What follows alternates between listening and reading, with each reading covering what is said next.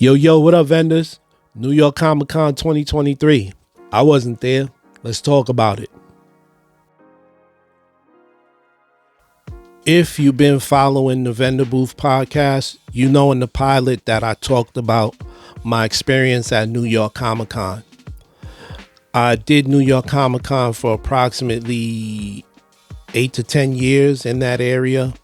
My last showing at New York Comic Con was 2017, 2018, so about 5 or 6 years.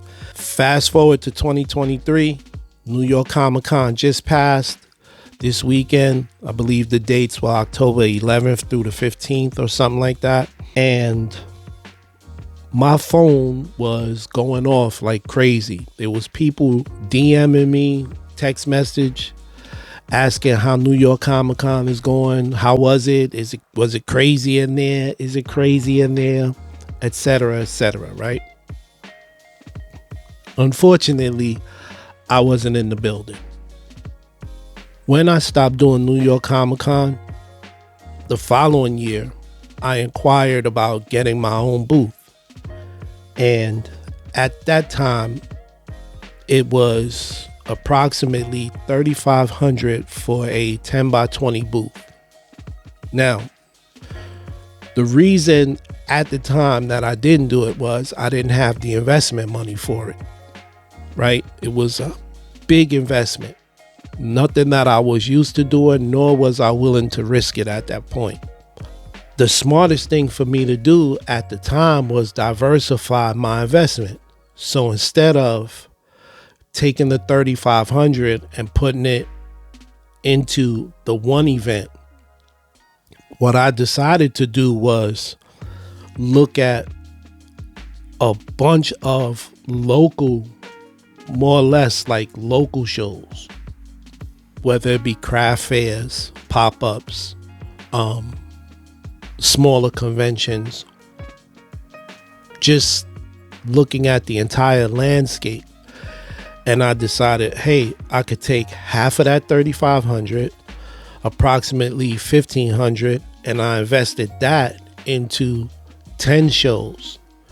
And with those 10 shows, I'm not seeing 200,000 people, but I saw a tenth of that, which is roughly around 20,000 people. Okay. And I proceeded to do those 10 shows. The first couple of years, I did okay. But then realizing that I could streamline my circuit or my tour, as I call it, I picked the 6 best shows out of the 10. And with those 6 shows, I'm seeing anywhere from 15 to 25,000 people in the course of a year, which is a lot better for me. Preparation time is a lot more condensed. Again, the amount of work that has to be put in is the same. It's the same, it's just a smaller scale. So instead of, preparing for 200,000 people, I'm preparing for 1,000 to 3,000 people at a time. The bigger shows, I'm preparing for 6,000 to 7,000 people for those bigger shows. So, it's a lot easier on me.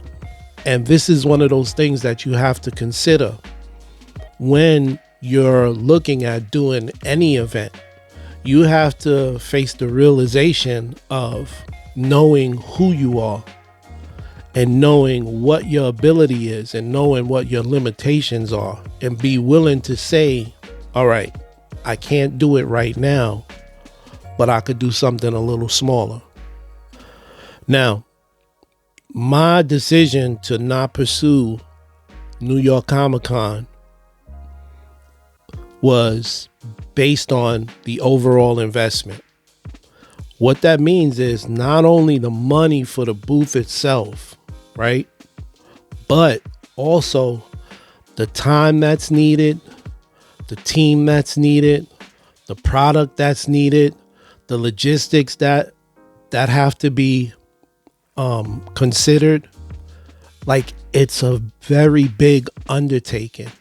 And back then, I wasn't at that stage, or I wasn't even in the mindset of undertaking such a big task. That's not including everything else that comes along with preparing or being ready for a con or a show of that magnitude. Now, this happens with every single event that's being done, whether it's somebody that's just starting out and they get a 6-foot table someplace, right? It's the same math. It's the same experience. It's just that New York Comic Con is way up here versus where you starting out at the bottom. So I'm not saying that New York Comic Con is not off limits to me. I might be doing it sooner than what I'm thinking in my mind. Who knows? You know, only God knows where he's going to put me at. So that's why I wasn't at New York Comic Con. You know, the investment is huge. The time required, the sacrifice, the money, all those pieces that I described, right? And all of that really doesn't even matter, because in order to be in New York Comic Con, you still got to be picked for it. You fill out the contract or the application, and then you're thrown into a pot. So it's like a lottery. You get chosen or you don't. And you won't know until you get that email or you get that call. So before you go and jump off the handle, make sure you consider all the aspects of it. All right? So that's what I got. I'll catch you on the next one. Peace.